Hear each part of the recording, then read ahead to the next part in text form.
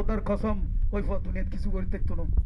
আবারও কথা বললাম, আমার একটা অনুরোধ, ও মান্নান ঘরে যদি মা আনো বউ আনো, ওই বউটা পাওয়ার পরে কখনো মাকে কষ্ট দিও না, সাথে সাথে বাবাকে কষ্ট দিও না। বাবাকে যদি কষ্ট দাও তুমি একদিন বাবা হবা, মাকে যদি কষ্ট দাও তোমার বউ একদিন মা হবে, তখন তোমরা বুঝবা মা এবং বাবার কষ্ট। আমার একটাই অনুরোধ, বাবা বিয়ে করতে হবে।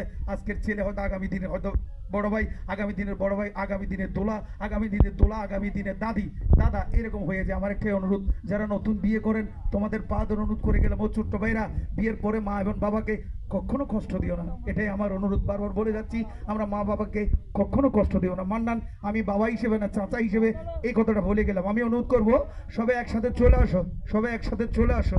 মৃত্যু মানুষের সামনে আছে, হয়তো ডেনে বামে মৃত্যু আছে, যে যে কাছে আছে না কেন, টলিওয়ালার কাছ থেকে হয়তো সাহায্য করতে পারবে, রিক্সাওয়ালার কাছ থেকে সাহায্য করতে পারবে, ধনীওয়ালা ধনীর কাছ থেকে। একটা জিনিস মনে করবেন,